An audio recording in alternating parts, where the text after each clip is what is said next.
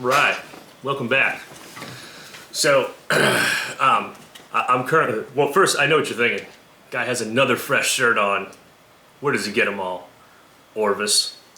Yeah, it's another wrinkle-free, don't have to iron it, looks good all the time shirt. Orvis. And like I said, I buy them on eBay used. New is like 125 bucks. I think I paid $19 for it on eBay. That's the way to go.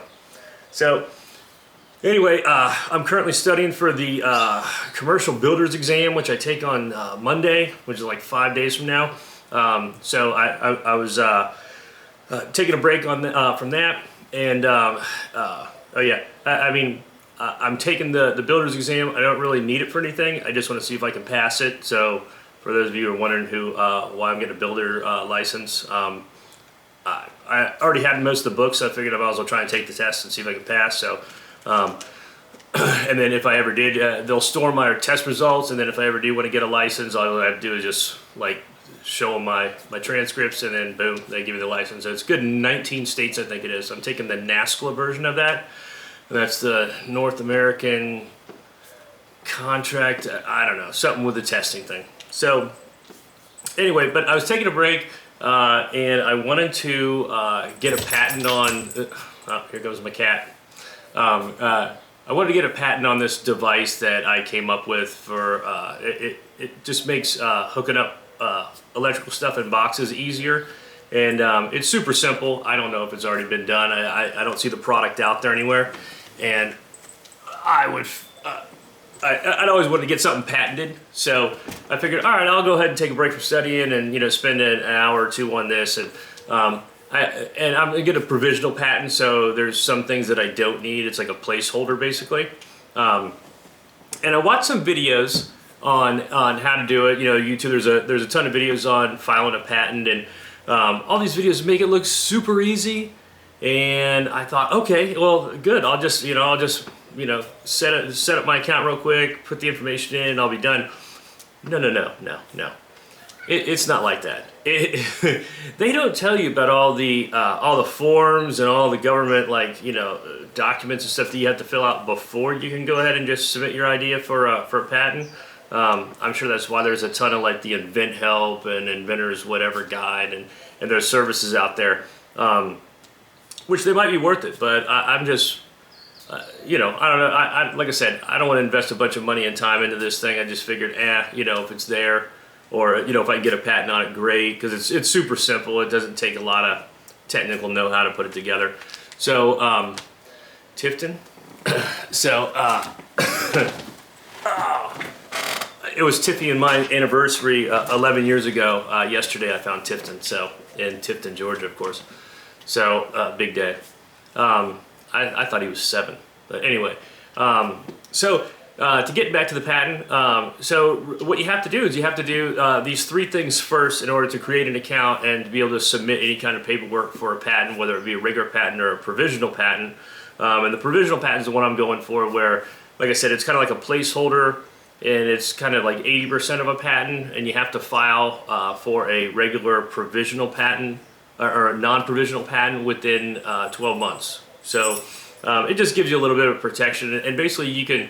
With the provisional patent, like I said, it's a placeholder, so your idea is like on record, and you can go ahead and start shopping around other people or tell other people about it, because I know as somebody who's had ideas before, I've always been afraid, well, if I tell somebody about it, then they're going to steal it, or it could be stolen or whatever, and that probably won't happen, but you never know. So that's always stopped me from really telling people about these other ideas that I had before. So with the provisional patent, like I said, it acts like a placeholder, and then you can start telling people about it. And if someone else was to take that idea and try and start producing it before you do, then when they would go to get a patent on it, they would see that you already have a submission of that idea to begin with, and then you would pretty much, your idea would take precedence over theirs. I'm sure there's a lot more to it than that, but that's the basic idea of it. So I was going to do that, and the first thing you have to do is go to the United States Patent and Trademark Office website, and Most things nowadays, I mean, you go there, you create an account, you just go bing, bing, bing right through. You know, that's the way everybody else does it. Not with the United States Patent and Trade Office. There's just tons of page after page after page on how to fill these documents out, how to do this, how to do that, and like anything else government-wise, it's a mess. But I will say this: I'm trying to get a negative view on the government, which is hard for me. But I will say this: the filing fees are very cheap. If you're a personal filer like me and you're just filing like one thing, you can be classified as a micro entity. Now, why they don't just come out and say personal or individual or whatever, once again, just another confusing government term to throw you off. So when you're looking for something, I'm a micro entity. So yeah, so anyway, that's what it is. And it's only $75, so that's great. When you go all the way through the patent process, I've heard it's like, 6 to 12,000 to kind of start out with, and it can go up from there. But the micro entity to file the provisional patent is $75, so not bad at all. So in order to start that process, I had to weed through a bunch of stuff. And like I said, I watched a bunch of videos. I watched some of their videos straight from the government, and they were even more confusing because they don't really go into depth about, even though it was an hour long, it didn't really, I don't know how they did it, but hour long of like not answering, what you need to do. Just make a step-by-step video, So anyway, first you have to get an account. So that part's the easy part. You do that online, and it actually opens up this big area of information. You see your name up there on the right-hand side, and there's all this information on there, but none of it is about the next 2 steps that you need to do. So basically, you just create that account and you let it sit there. So then the next thing you need to do is you have to get a customer number. So with the customer number, this thing's old school also. So what you do is you fill out this form. It's just it's in 3 pages, but you only have to fill out the top page, and then you have to fax it to them. So I don't know who the hell has a fax machine anymore, but yeah, that's the deal. So it has to be faxed to them, and I did it through the internet and Google whatever, and so I got it there. So I don't know what the difference is between fax it, emailing it. Once again, it's just another hurdle. Also, about starting or filling out the information for your account, which is step number 1, you have to have a smartphone. If you don't have a smartphone, you ain't gonna do anything. You can't do not a thing on this website without a smartphone. So right there, that's just another hurdle that people have to overcome. Say if they're older or just aren't familiar with smartphones, they're dead in the water.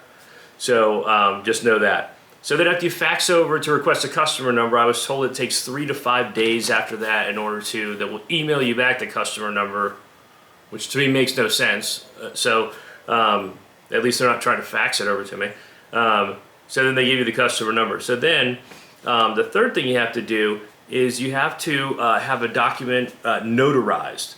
And it is the, patent, it's the patent electronic verification form. So it says patent electronic verification form. You have to print it out, fill it out, and then have it notarized by somebody. And then after they notarize it, you mail it in old school. You can't electronically submit it, you can't fax it, old school mail. So you're going down to the post office, putting your stamp on it, mailing it out. And that, I was told, takes 7 to 10 days once they get it, but it could take up to 35 days. So once you get the notification that your patent electronic verification form has been accepted and they've attached it to the account that you originally set up with, along with your customer number that you faxed in, once you have all those 3 things, somehow they merge together, and at that point you can go ahead and file for a patent and then dig deeper into this website that you have access to. So that's the point I'm at. I've sent these things off. Also, another thing with the notarized form, I don't know who came up with this thing. It's 3 separate sheets, okay? So the first sheet is all my information, everything about me to get my account, verified. The notarized part is on sheet number 2 that has no information about me. So I think there's something fishy going on with that, because you could just have somebody notarize that second sheet and just attach it to anybody's first sheet, because there's nothing on the second sheet where it's notarized has my name, information, nothing. So it's very odd. You could get one notarized form, or have somebody notarize 10 forms and then submit 10 different applications, and I don't know, it just doesn't make sense. And the third page is just a bunch of legal mumbo jumbo that nobody reads. So, but yeah, it's very strange. So anyway, that's the point I'm at. I am going to make another video once I get those numbers and the verification of the account set up, and then I'll let you know how the rest of that process goes. So we'll see. I got to get back to studying for my general contractor exam. Wish me luck. Later.